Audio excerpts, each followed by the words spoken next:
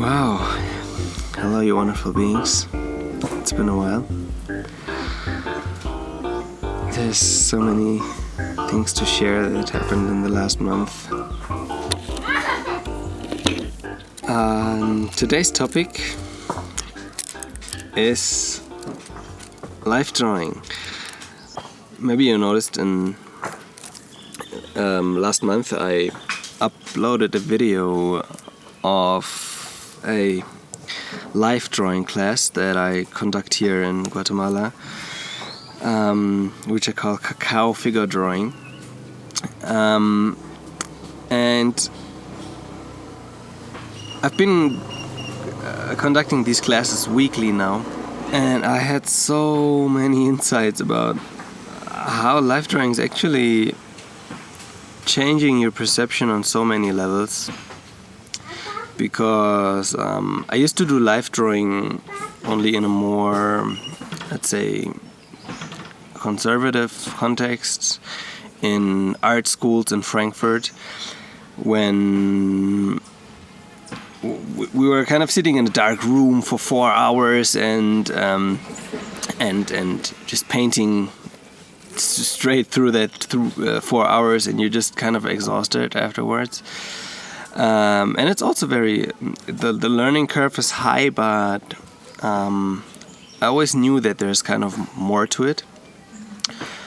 So I thought about actually combining the class with Cacao. So for those of you who don't know or haven't been drinking raw cacao yet, it's actually very magical, because we usually associate cacao with chocolate or milk chocolate, or we even associate it with milk, which is super strange because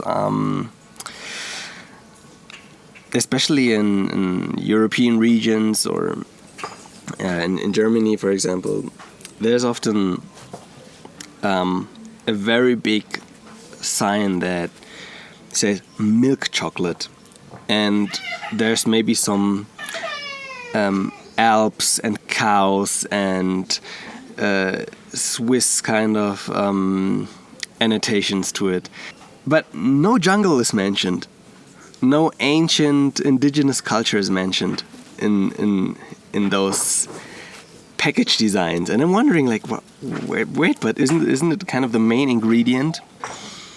And it isn't even really sweet, so that's also kind of interesting. But cacao has actually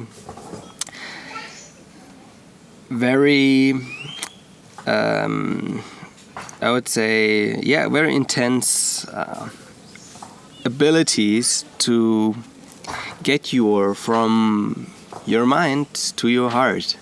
And a few people know that, actually. They just associate cacao with chocolate and eating sweet stuff, but actually it's quite the opposite. And it's just funny how in the more Western society we even manage to pervert that. So let me make a very quick introduction to cacao. Cacao is actually a plant growing from a tree. So it's really the seeds of the fruit you're eating, and usually you can nibble them almost raw. So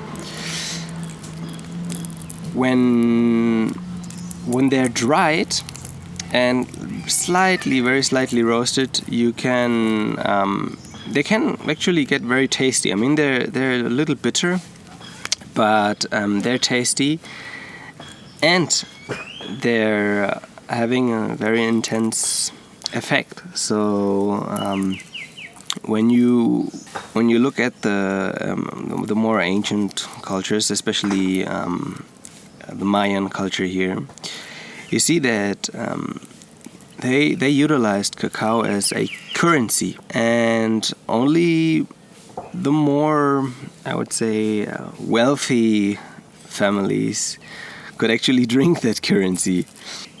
I was very blown away when I was here in Guatemala for the first time, and people told me that you can actually get high on cacao, and that just, it gave me a completely new perspective on actually on our culture and how we portray things as if they were originated in our culture, like Swiss chocolate or whatever. So it's very interesting. So on the other hand, it's from a chemical point of view, or you could even say from an alchemical point of view. The moment you eat cacao in combination with sugar, or with big amounts of sugar, like we used to have it in Europe, you get slightly high from the cacao, if it's a very pure form of cacao. Usually it's too processed, but then your body immediately associates this high with the sugar, because the sugar is the substance that is actually influencing your body faster. And you can also get high on sugar. Especially with my daughter, I had to realize how pure a being can actually be. That when it is exposed to substances like sugar, it really starts tripping on it. So, and that is what happened to my daughter, because she usually don't eat sugar. Collectively, actually, many people are very polluted in a sense, that they don't feel it anymore when they eat sugar and they get high from it. And you would only feel it when you don't eat sugar for 2 or 3 months, which I can highly recommend. And then slowly see what it actually is, what the substance is. After separating that from the actual cacao, and realizing that these are like different substances with different effects, it's nice to observe what happens actually when you drink raw cacao. So when you have these slightly roasted cacao beans and you prepare them in hot water, they still have their potency, and they still have their effect. So actually it takes, like, I would say 15 minutes till you really feel the effect of it. But it's very fascinating, because when you know the plant and when you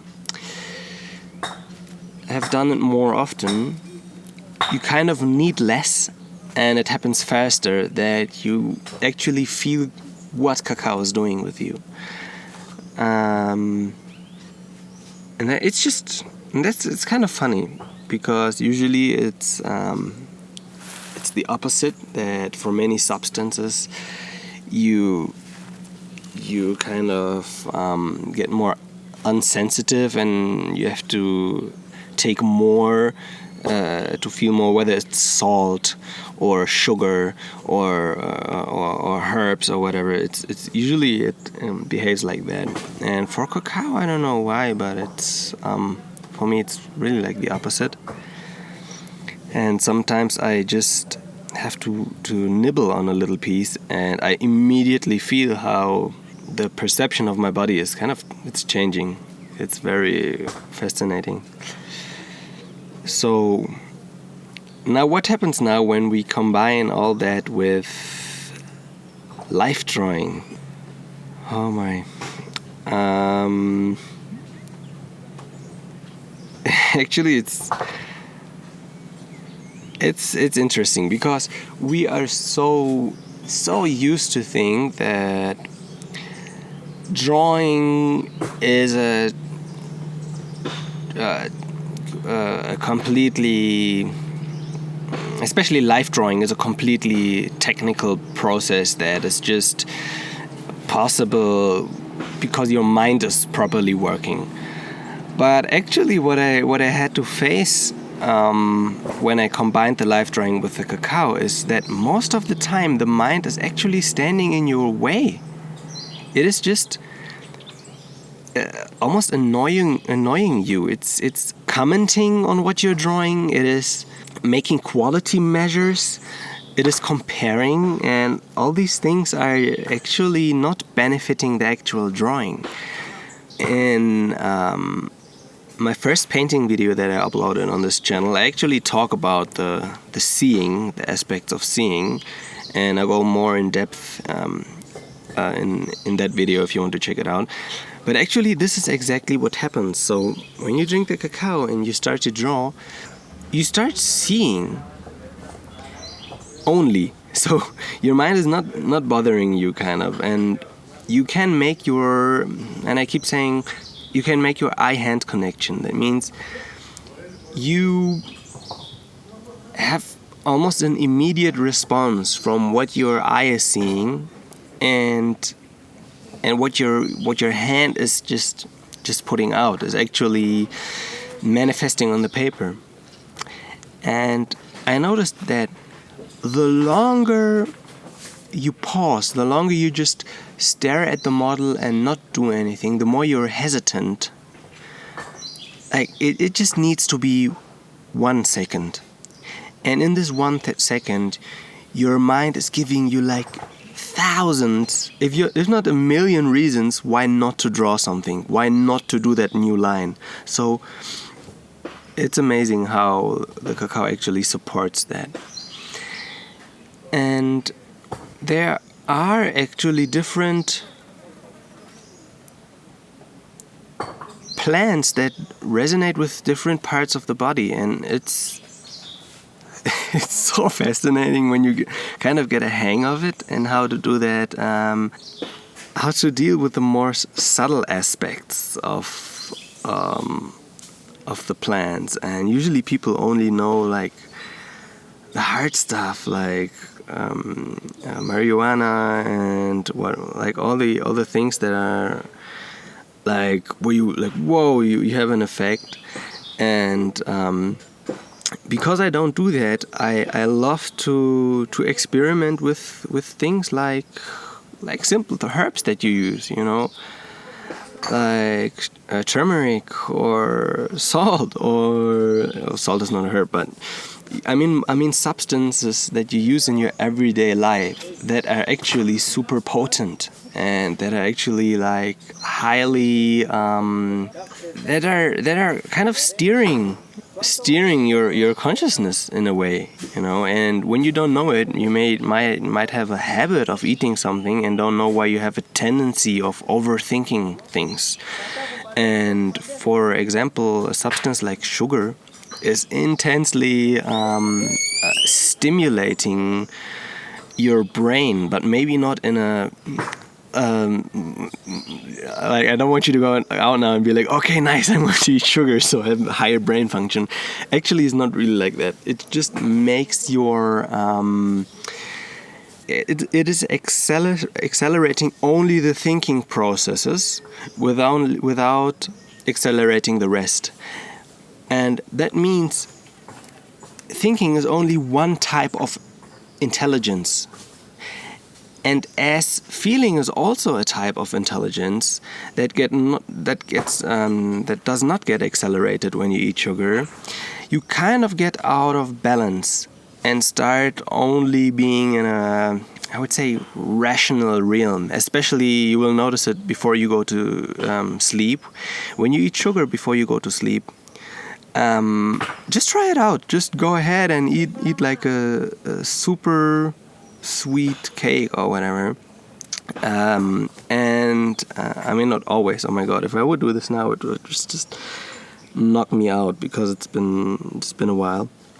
So you will notice that your mind is going to run like crazy. It's going to it's going to make some major acrobatics. I have no idea. Like it's just ridiculous. And on the other hand, for example, a substance like cacao is intensely resonating on the heart level.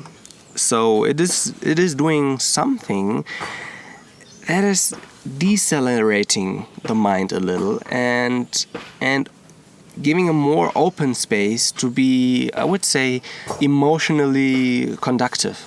So as we are in a society that has too much focus on the thinking and on the rational parts anyway, it is just an amazing balancing tool to actually to find your zero zone, to find your center again, like what your inner chemistry or what your alchemy used to be, like really zeroing out things. And it is so subtle actually that when you maybe come out of because I never smoked and I never was never a heavy sugar eater, so I can't really refer to that. But if you come out of a habit from heavily doing this, maybe you might not immediately feel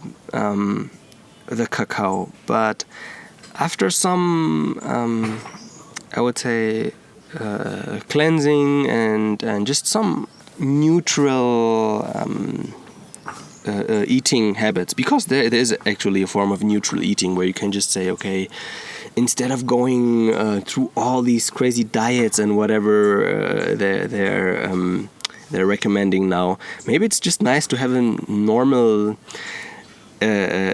relation to food, just like eat normal, and whatever this means to you. But usually we have a common sense, that quiet voice within us that actually knows like very well what's good for us and what's normal. So when you manage to balance yourself, then actually substances like cacao can be very interesting, because they're subtle and yet they're super intense. And then there's like a deeper layer that you experience while you're drawing with it, and that it's actually all the aspects of nudity. And when you speak about life drawing, you also have to speak about nudity. Because it is still an intimate situation, and especially in a society that has such a unrooted perspective when it comes to nudity. And there was one major thing I realized, that like in especially like the Western societies or like Europe, let's say you're around people that are in clothes like all the time. They're just wearing clothes, and this is like it's normal, it's okay. And then when someone gets naked, and the only thing that is associated with this nakedness is sexuality, then you kind of have a problem, because there's so much more to being naked than sexuality. And when you look at our Western society, it's just like the only thing that gets the only annotation that is there when you see people on the posters or the women posing is always like sexuality. And then sometimes like people are asking, but how are they doing it in the tribes when they're like naked there? How do they face this problem of sexuality? And I'm like, they don't have a problem. They have a healthy relation to their bodies, and the breasts are not just to stare at, but they're actually like for feeding someone. The breasts are for feeding the kids. So just simple like earthy reasons, and they still have a relation, or the genitals are also just to pee and for the excrements, and the butt is just to sit on. So it's just really like simple archaic reasons that are not only like linked to sexuality. And this is so like exhausting to see. Well, for me it is to a certain point, to just see that one link, that whenever there's a person naked, it has to do something with sexuality. It's not. So it's really nice when you see even sometimes the reactions of people when they start life drawing or figure drawing. They're like, they're in front of this nude model, and they're even more excited than the model, and they're like, oh, actually there's more to it. So I actually have to draw this person now, and it's having just a normal posture, and wait a second, just a normal human being like me. And it's the trains of insights you're having there are so subtle and so wonderful, because they come with drawing a person. There's just being there without any like physical interaction, without any touching, just looking at the person and drawing it, and that like equalizes your mind and equalizes with what you're being conditioned and what you had to think what it means to be naked. So it's like the most natural state ever. And yeah, I really appreciated these insights, especially to see that they would surface with the combination of Cacao. On the other hand, I think it's very, very fascinating that there's a big discipline coming with it. So, you know, those days we have all these like the topics about artificial intelligence and Google and whatever, and they're like really working their butt off to make things more intelligent. And I realize, like, no matter how many like billions of dollars and whatever they spend on it, just to be in one life drawing class, the learning curve, like how much you process there, and how much you are actually, your brain and your all parts of your intelligences are actually doing there, it's indescribable. You're learning so fast and in such a like high measure that is just like, it lets every technical reflection look just like ridiculously Stone Agey or whatever. Like I don't even have a way to describe it. It's just, you realize how many things are happening at the same time when you're just trying to get this thing, what you're seeing on that paper. You know, how many filters are you're removing, and on what in intelligence you're dealing with there, you know, because you are actually exploring a type of intelligence when you're doing life drawing. And it's a very intense process actually. So it's a very, I would say, straightforward approach if you want to become a better artist and want to learn anatomy, of course. But the side effects of that, when you're maybe also a practitioner of meditation, and when you try to explore your inner space, the side effects that life drawing brings when you do that, it is fascinating. It is fascinating when you're aware of it, because you can also just go to a life drawing class to study anatomy. But when you're aware of the other aspects and go into a life drawing class with this knowledge, it is almost transformative, really. It's magical.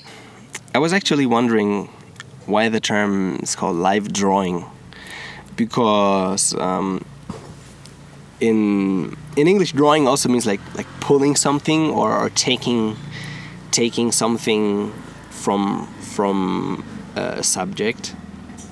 But what I actually realized, you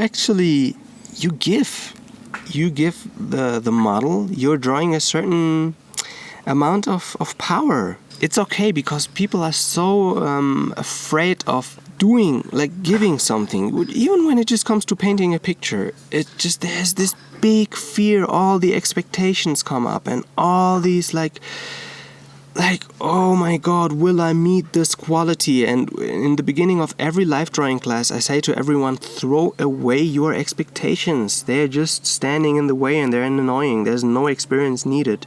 All the experience you have is like the experience you can have. It's the sum of what you experienced within your life, and it's perfect. It's just right at the time where it's needed. So otherwise you wouldn't go to the class, right?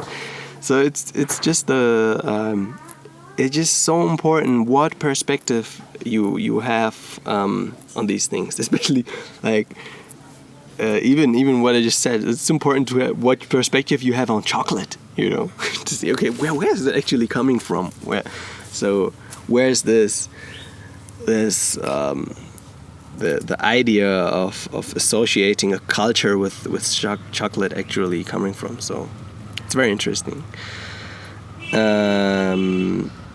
So this, that you actually give something when you draw, and that is why I said often the artists or the people that come to draw are even more excited than the nude model that is standing there, because they're breaking the patterns while they're drawing. They're in a very fast and in a very short amount of time, they're breaking through many patterns. And especially when it comes to metaphysical knowledge and these whole spiritual subjects, people are so afraid of, oh my God, other people are taking my energy, or oh, I will not give this person my energy. But actually you realize that it is necessary. I should maybe also talk about the drawing I'm doing here in this video. For example, let's say you have a Qigong or a Tai Chi master, and he's playing with a ball. And does he look like he's a victim of that ball? No, he's playing with that ball. He's playing with it like it's life, like it's the world, like it's the world that he is manifesting, and he has a playful approach to it, and he's giving energy to it. So why would you be afraid to give energy to a model that you're drawing? That's totally fine. And I had to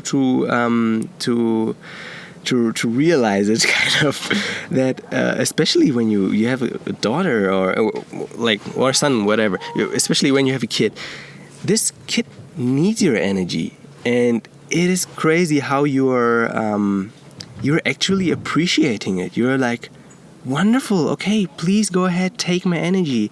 And it just boggled my mind. I was like, man, why can't I be so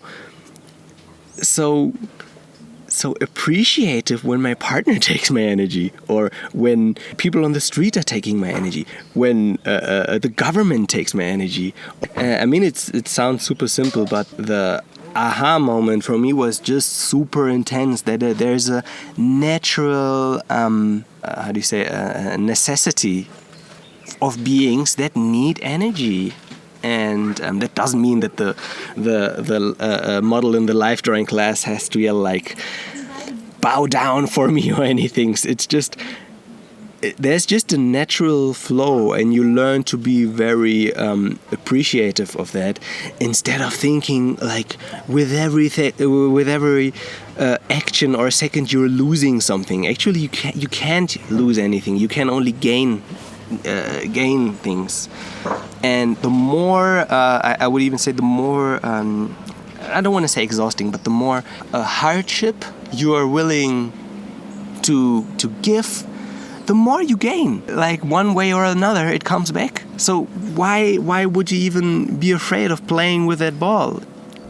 Creating your life, creating your personal idea of what it is to say, I want to have a sustainable life, and that it's actually fun for me to play with this, with this cosmic bubble. And so it's just that, and it's fun to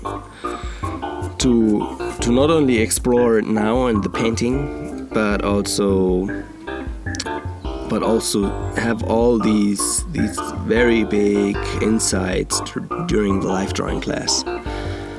So I'm going to make a little update actually, and change my format a little bit, because the nature and just life here is so amazing that I have to document a little. It would be mean if I wouldn't do so. So on the other hand, I will make a new Patreon category where I will randomly select one patron for this category, and actually send him a carved avocado seed. I met this amazing guy here 2 years ago actually, who is doing jewelry, and I saw a little crystal head that he carved. I just saw that and was like, wow, how did you do that? How did you carve that? And can I learn it? And he was just like, if you want to learn that, start with avocado seeds. Just put them in the sun, dry them, and start carving them. And since then, I'm just carving one avocado seed after another. And yeah, I would love to share them, and they feel like little, little ancestral spirits, because they're so simple.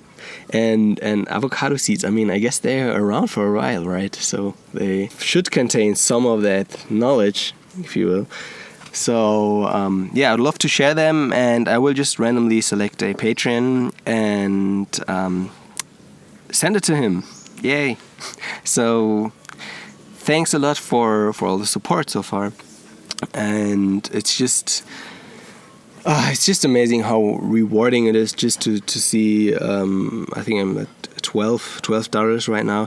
Just to see these $12 like coming from the things you really, really love. It's just so rewarding. I can't even describe it. It's just, yeah, it's much I don't know why, but it means much more to me than when I'm doing a huge job for a big client. And if I could make this my main income, it was I couldn't even describe it. It would just, yeah,